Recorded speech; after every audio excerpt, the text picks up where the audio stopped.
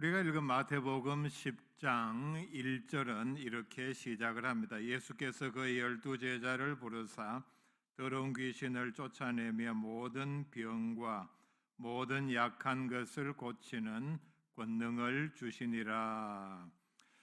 예수님께서 전도를 효율적으로 하기 위해서 12제자를 부르셨습니다. 그리고 제자들이 전도를 잘 할 수 있도록 엄청난 능력을 주셨는데, 그것은 더러운 귀신을 쫓아내며 모든 병과 그 다음에 모든 약한 것을 고치는 권능을 주시니라. 세 가지 능력을 주셨다 말씀을 합니다.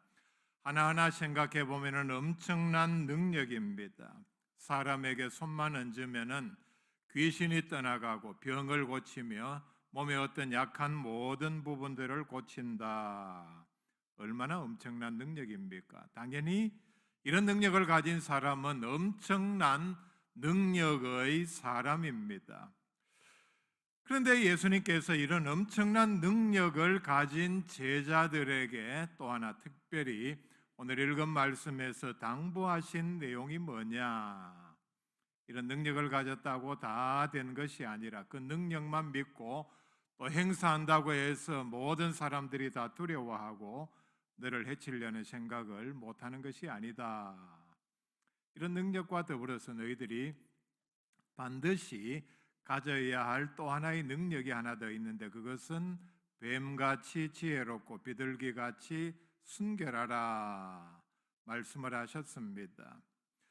예수님께서는 제자들을 세상으로 보내시면서 제자들의 안전을 염려를 하셨습니다. 왜냐하면 읽어드린 말씀 가운데서 보면은 우리 그리스도인들은 마치 양과 같습니다. 양이 어떻습니까? 매우 순하고 또 어떻게 보면은 미련하면서도 전혀 남을 해칠 줄 모릅니다. 미련한 것 같이 보인다, 이 말은 어떤 지혜가 없다, 또는 다르게 말하면은 살아가는 방법이라든지 살아가는 삶 속에서 어떻게 행해야 할지 하는 방법을 잘 모른다, 지혜나 지식이 없다, 이렇게 생각할 수 있습니다. 그리고 다른 짐승들과 비교하면은 남들을 공격할 수 있는 날카로운 이빨이라든지 뿔 또는 발톱도 없습니다. 양의 두드러진 특징이 뭡니까? 빨리 뛰지를 못합니다. 오래 뛰지도 못합니다. 그러면서 다른 짐승들이 좋아하는 살은 얼마나 많습니까? 그게 치명적인 약점이라는 얘기입니다. 우리 그리스도인들이 바로 이와 같습니다. 이렇게 착하고 순박한 그리스도인들을 마치 이리, 즉 늑대가 우글거리는 세상 속으로 보내면서 예수님께서는 제자들의 안전을 염려하면서 우리가 이 땅에서 늑대와 같은 사람들이 우글거리는 삶 가운데서 안전을 지키기 위해서 가장 필요한 것이 무엇이냐? 비둘기같이 순결하고 동시에 뱀처럼 지혜로워야 한다 말씀을 합니다. 오늘 읽은 말씀에서는 일이라고 했는데 늑대를 가리킵니다. 늑대, 여러분, 늑대는 사실 지구상에서 거의 멸종이 다 되었습니다. 정말 사납고 무섭습니다. 여러분, 늑대가 멸종한 이유를 아십니까? 가장 큰 원인은 사람들이 보기에 늑대가 너무나도 사악한 동물이라고 생각했기 때문에 마치 파리나 모기를 죽이는 것처럼 총을 가지고 난 이후부터 사람들이 그런 식으로 무차별 죽였기 때문입니다. 늑대가 살아가는 방식은 사실 하나님의 창조 섭리에 속합니다. 늑대의 다른 짐승에 비교해서 두드러진 특징이 뭐냐 하면은 집단으로 생활을 합니다. 사냥도 집단으로 합니다. 때로 덤비기 때문에 더 무섭습니다. 늑대는 절대로 사정을 봐주지를 않습니다. 지구상에서 늑대가 거의 다 멸종을 했지만은 미국의 서북 지역에 어느 지역에 늑대가 이렇게 집단으로 자연 번식을 해서 숫자가 늘어나고 그리고 늘어난 숫자가 또다시 이렇게 다른 무리를 형성하고 해서 사냥을 하고 이게 다큐멘터리 필름에 여러 장면들이 이렇게 촬영이 되었습니다. 참 늑대가 사냥하는 것을 보면은 말을 못하는, 요즘처럼 사람들이 무슨 이 휴대폰을 가지고 연락을 하고 이렇게 하라 저렇게 하라 작전 지시를 하는 것도 아닌데 참 치밀하게 조직적으로 사냥을 하는 모습을 보면은 감탄이 나올 정도입니다. 늑대는 매우 치밀하게 그리고 전략적으로 사냥을 합니다. 미국 들소를 사냥을 할 때 보면은 처음에는 들소들이 늑대 무리가 온다 하는 것을 알고 그들이 무섭다는 것을 알기 때문에 무리를 모여서 이렇게 어린 새끼들은 가운데 넣고 보호를 하면서 들소들이 덩치가 얼마나 크고 또 잘 뛰기도 합니다. 그러면서 또 뿔은 얼마나 날카롭습니까? 이런 들소들이 늑대가 오면은 이제 둥글게 모여서 방어를 합니다. 그런데 이미 늑대 입장에서는 사냥할 목표가 정해져 있습니다. 어린 것 또는 다친 것 아니면은 늑대는 매우 영리해서 들소의 몸에서 나는 냄새를 맡고서 어느 것이 약한 것이다 분별하고 목표를 정합니다. 모여 있지만은 의도적으로 사방에서 위협을 해서 움직이게 만들고 움직이다 보면은 들소들이 한테 뭉쳐서 같은 방향으로 움직여야 하는데 급하다 보면은 서로 뿔뿔이 흩어지면서 떨어지는 무리가 나옵니다. 들소가 나온다는 얘기입니다. 그렇다면은 이렇게 되면은 늑대들은 교대로 또 다른 늑대들이 있는 쪽으로 몰아붙여서 계속해서 교대를 하면서 늑대들은 체력을 안배를 하고 결국은 한 마리 타겟이 된 들소는 뛰다가 지쳐서 쓰러지고 늑대의 먹이가 되고 맙니다. 세상 속에서 살아가는 그리스도인의 삶이 이와 같습니다.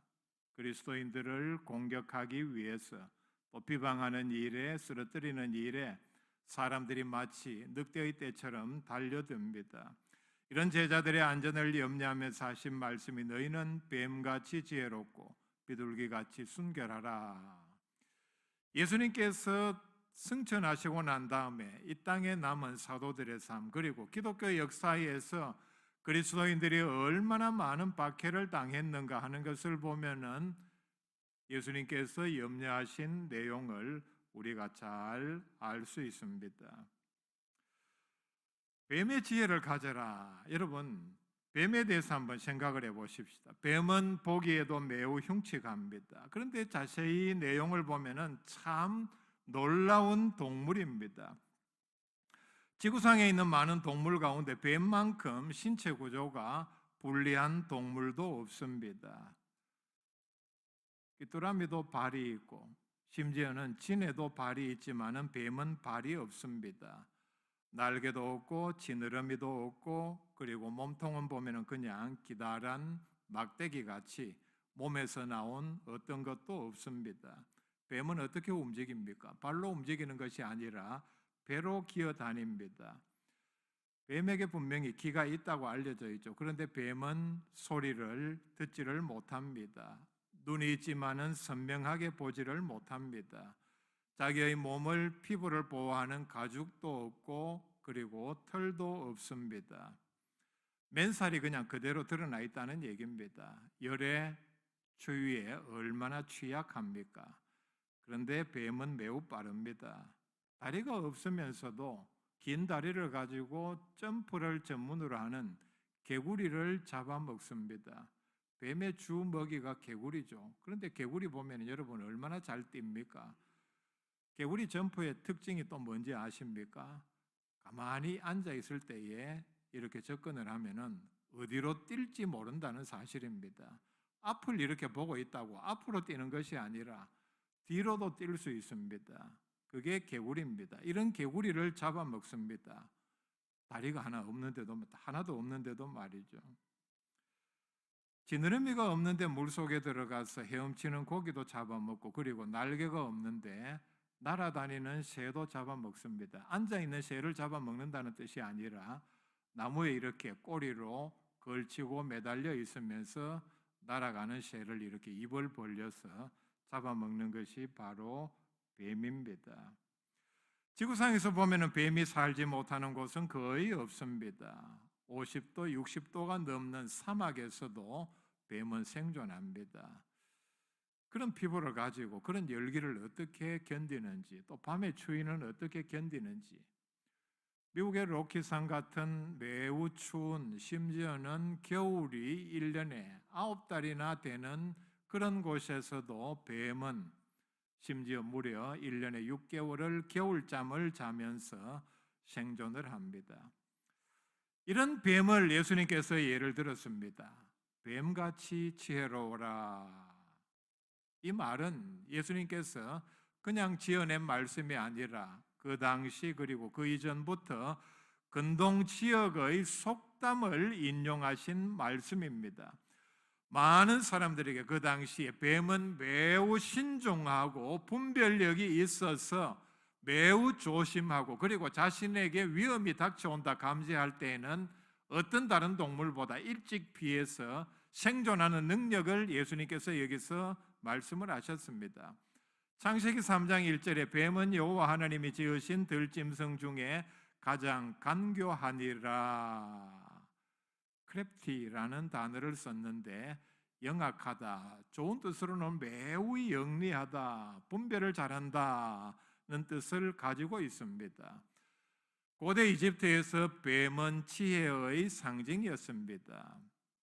그렇기 때문에 예수님께서 제자들에게 뱀과 같이 지혜로울 것을 말씀하신 까닭은 신중한 분별력을 가져서 위험이 닥쳐올 때에는 미리 알고 잘 피하라, 그런 뜻입니다. 예수님의 제자들은 세상을 살아가면서 특별히 하나님의 말씀을 전하면서 왜 지혜로워야 하는가? 양과 같이 순하고 양처럼 약하기 때문입니다. 거기다가 양처럼 모든 약탈 짐승들이 좋아하는 먹이이기 때문입니다. 그리스도인의 가장 두드러진 특징이 뭡니까? 하나님을 닮아서 하나님처럼 거룩하고 순결한 사람들입니다. 그래서 오늘 읽은 말씀 가운데서도 비둘기같이 순결하라. 우리는 반드시 비둘기처럼 순결해야 합니다. 비둘기가 얼마나 순결하고 착합니까? 남을 해칠 줄 모릅니다. 그래서 비둘기를 가리켜서 모든 사람들은 평화의 상징이라 그렇게 여깁니다. 문제는 그리스도인들이 이렇게 거룩하고 착하기만 해서는, 순결하기만 해서는 세상을 살아갈 수 없다는 데 있습니다. 순진하기만 하고 지혜롭지 못하면은, 분별력이 없다면은 어리석고 무지해서 무능한 존재가 되고 맙니다. 그렇다고 해서 예수님께서 그리스도인들에게 이 세상을 잘 살 수 있게 교활하라, 권모술수에 능하라, 때에 따라서 네가 살아남기 위해서는 거짓말도 하고 남을 속이기도 하고 등치기도 하고, 또는 경우에 따라서 약한 사람이 있다면은 짓밟는 악랄한 사람이 되라고는 절대로 말씀하지 않으셨습니다. 뱀처럼 매우 신중하고 지혜 있게 처신하는 사람이 되기를 원하셨습니다. 그래야 우리가 이 세상에서 살아남고 번성하고 하나님의 일을 잘하고 선한 영향력을 끼칠 수 있기 때문입니다. 비둘기는 성경에 보면은 미련하여서 쉽게 속아 넘어가는 동물로 묘사를 하고 있습니다. 호세아서 7장 11절 말씀입니다. 에브라임은 어리석은 비둘기 같이 지혜가 없어서, 에브라임은 북이스라엘의 가장 큰 대표적인 지파를 가리킵니다. 호세아서에서 주로 에브라임이라 표현을 했는데 북이스라엘을 가리킵니다. 북이스라엘은 어리석은 비둘기같이 지혜가 없어서 애굽을 향하여 부르짖으며 아수르로 가는도다. 무슨 얘기냐 하면은 나라의 위기가 닥쳤고 살기 위해서는 하나님께로 가야 하는데 어리석으니까, 멍청하니까 그런 지혜가 없으니까 하나님께로 가지 아니하고 아수르로 가서 아니면 애굽으로 가서 도움을 청하면은 살 수 있다고 생각하는 호세아의 지적이 뭡니까? 이렇게 어리석고 멍청하다는 얘기입니다. 결국은 북이스라엘은 애굽이나 아수르에 가서 도움을 청하면은 나라를 구할 수 있다고 생각했지만은 결국은 이런 나라들은 그런 새들을 잡아먹는 올무, 덫에 불과했습니다. 그렇게 어리석었다는 얘기입니다. 착하기만 하고 지혜가 없으면은 이런 어리석은 비둘기 같이 됩니다.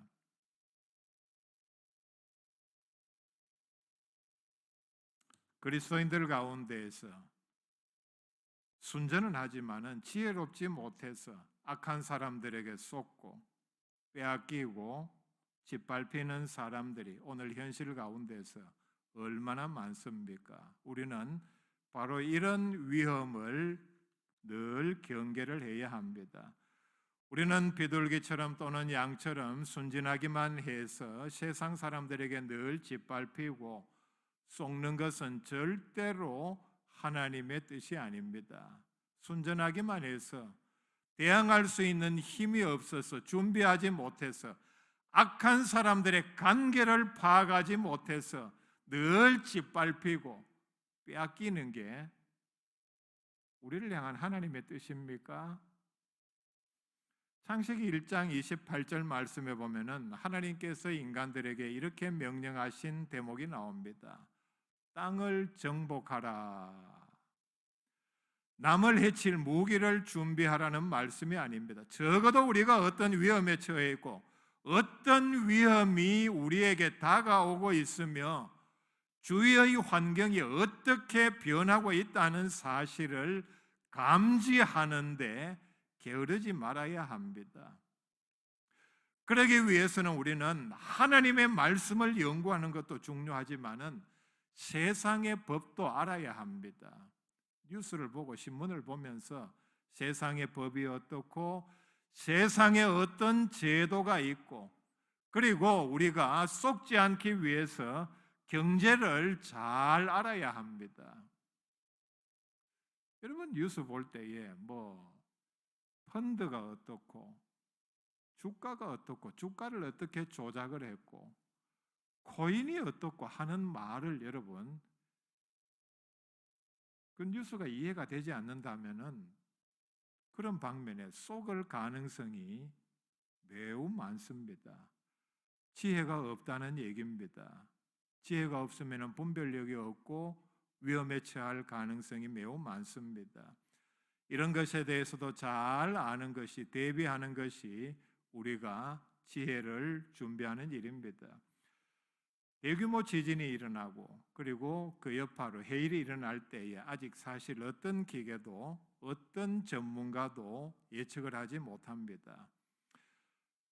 지진 전문가, 지진학자들이 분명히 있죠. 최고의 지진 전문가들이 하는 얘기가 뭔지 압니까? 지진은 어느 누구도 일어나기 전에는 예측할 수 없습니다. 이게 최고의 전문가들이 하는 얘기입니다. 자, 그렇다면은 무슨 그 지진 전문가가 필요합니까? 이 사실 모순적인 역설입니다.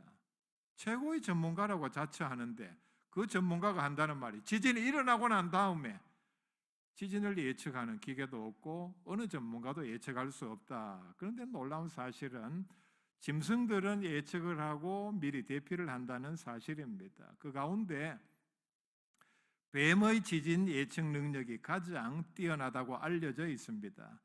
다른 짐승들에 비해서 상대적으로 느리기 때문에 아마도 그만큼 더 일찍 알아야 대피할 수 있게 하나님께서 뱀들에게 그런 지혜를 주신 것으로 보입니다. 뱀은 소리를 듣지 못하는 대신에 온몸으로 땅의 진동을 감지를 합니다. 위험이 다가오는 것을 깨닫습니다. 뱀을 보면은 이렇게 항상 가만히 있을 때도 혀를 내밀어서 이렇게 낼름낼름 하면서 부지런히 움직이는데 공기 중에 이렇게 떠다니는 냄새 같은 입자를 혀에 묻혀서 입으로 받아들여서 빨아들여서 감지를 합니다. 참 우리가 이해할 수 없는 얘기입니다. 공기 중에 어떤 냄새의 입자를 맡고서 자기에게 지금 가까이 어떤 위험이 다가오고 있는지 알아내는 방법입니다. 늘 이렇게 주의 형편을 살핀다는 얘기입니다. 위험으로부터 자신을 지키기 위해서 모든 촉각을 다 동원을 합니다.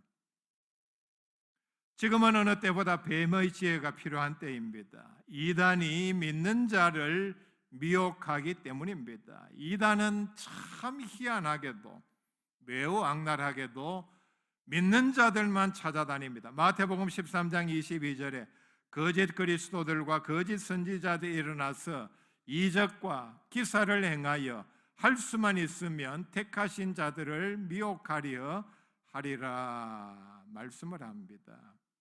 자, 두드러진 단어가 있죠. 이적과 기사를 행하여. 말로만 미혹하는 것이 아닙니다. 이적과 기사를 행해서 미혹을 합니다. 여러분, 이렇게 생각하지 않습니까? 이적을 행하고 기적적인 일을 행하면은 분명히 예수님께서 함께 하시고 성령 충만한 사람이라. 바로 그리스도인들의 일반적인 상식, 이 허점을 이용해서 이 말씀 분명히 기억하시기를 바랍니다. 그들이 그리스도인들을 미혹하는 방법은 이적과 기사를 행하여 미혹한다. 요한일서 2장 18절 말씀에 아이들아 지금은 마지막 때라 즉 그리스도가 오리라는 말을 너희가 들은 것과 같이 지금도 많은 적 그리스도가 일어났으니 그러므로 우리가 마지막 때인 줄 아노라. 베드로전서 5장 8절 이하에 근신하라 깨어라 너희 대적 마귀가 우는 사자같이 두루다니며 삼킬 자를 찾나니 너희는 믿음을 굳건하게 하여 그를 대적하라 말씀을 하고 있습니다. 마귀는 우리의 대적입니다. 그리고 우리는 마귀의 거짓말에 절대로 속지 말아야 합니다. 마귀의 거짓말에 왜 속습니까? 믿음을 굳건하게 하여 그를 대적하라 말씀을 했죠. 믿음이 없으면은 믿음은 하나님의 말씀에서 시작을 합니다. 하나님의 말씀을 제대로 모르면은 마귀의 거짓말에 속아 넘어갈 수밖에 없습니다. 아담과 하와가 뱀에게 속은 이유가 뭡니까? 하나님의 말씀을 제대로 기억하지 못했고 적용하지 못했기 때문입니다. 대통령 선거가 이제 열흘 남았습니다. 어느 때보다 우리는 지혜로운 마음으로 잘 살펴야 합니다. 분별을 잘 해야 한다는 뜻입니다.